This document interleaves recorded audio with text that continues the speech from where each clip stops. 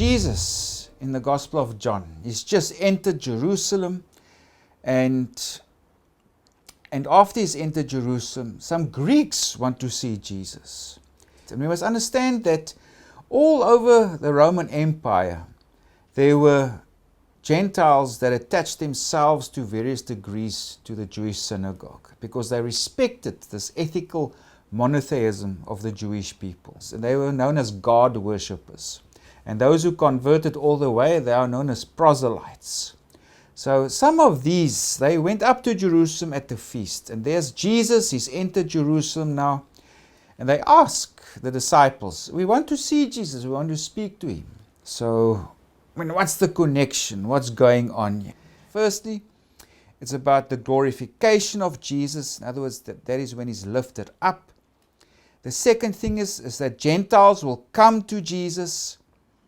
And the third thing is how to serve and to follow Jesus. So those are the three important ideas in these passages. And our Bible, or our larger textual unit, is chapter 12, verses 20 to 36.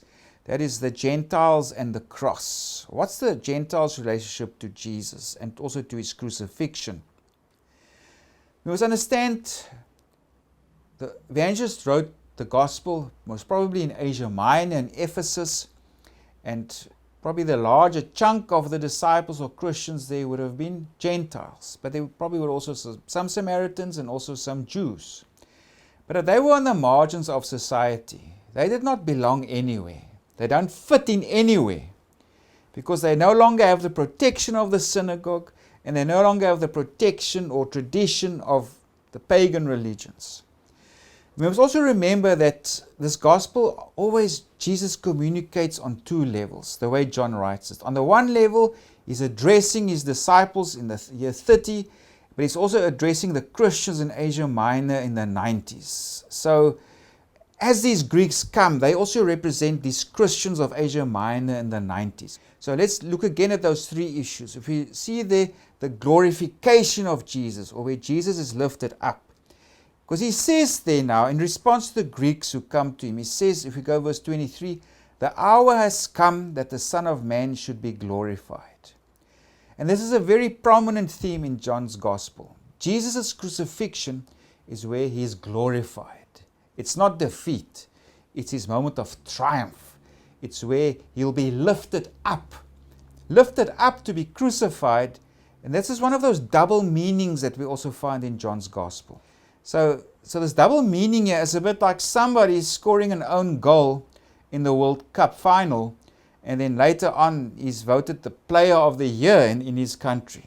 It's inherently self-contradicting, but this is the language of John.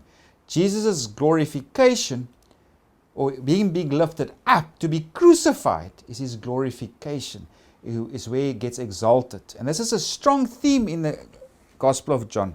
And Jesus tells something similar to Nicodemus. And as Moses lifted up the serpent in the wilderness, even so must the Son of Man be lifted up. In chapter 8, verses 28, Jesus says something similar. Then Jesus said to them, when you lift up the Son of Man, then you will know that I am He, and that I do nothing of myself.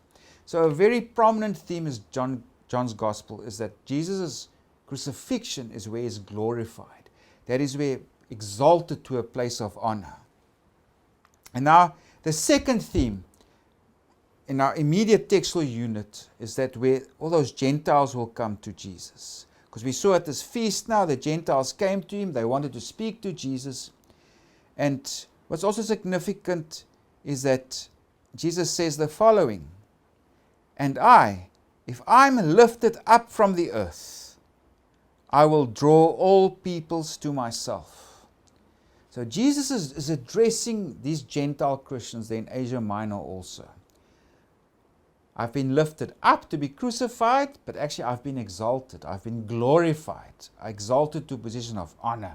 Then I will draw all people to myself, including the Gentiles. They will come to me. So that's the second theme that's addressed here. And the third theme is, what does it mean if Jesus draws you and to become his follower? How do you follow Jesus? And that's the third thing, how to serve and to follow Jesus. Verse 24, most assuredly I say to you, unless a grain of wheat falls into the ground and dies, it remains alone, but if it dies, it produces much grain. Jesus is saying his followers, these who are on the margins of society, who do not belong to the synagogue, who do not belong to pagan society, Jesus is saying here, as a marginalized, persecuted community, you must be willing to die in order to live. Again, much irony or ironical language that's used here. So that's what it means to be a follower of Jesus. You must be willing to die, so to speak, in order to live. And also, if anyone serves me, let him follow me. And where I am, there my servant will be also. If anyone serves him my Father will honor. It is these people who will find life, because God the Father will honor them.